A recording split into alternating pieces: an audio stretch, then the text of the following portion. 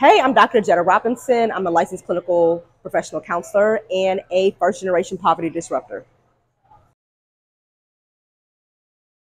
I 100% recommend it to every parent. And not only parents, anyone that is caring for children that are in your care, in your proximity, you need to send them there. Let's be honest, it is so important for us to understand that likely the financial habits that we grew up with were based on fear and scarcity and lack. And if we want to change that trajectory and create a new generation of millionaires, we have to equip them, right, to not only earn, but maintain, right? We know that if we do the work of generating wealth or at least stability, the next generation loses it as a result of a lack of financial literacy and a lack of financial habits that lead to sustainable growth, right?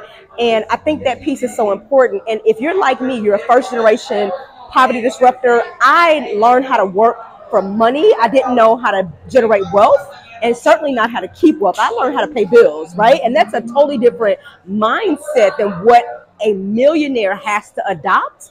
And I couldn't teach her what I didn't know. And to be honest, it gave me an opportunity to kind of learn alongside her because you don't know what questions to ask when you're new for the first time. And so I wanted her to have a foundation of going into this with abundance and with the knowledge and skills, as opposed to for me having to unlearn things that were normalized for me, that actually cost me financially, student loans, right? Not managing good debt to income ratio, not understanding the importance of credit utilization, credit score. And we pay for having poor credit, right? And having poor financial hygiene. And so again, it's about setting the next generation up to win in a phenomenal way. And there's no better way than teaching them how to generate wealth and how to keep it.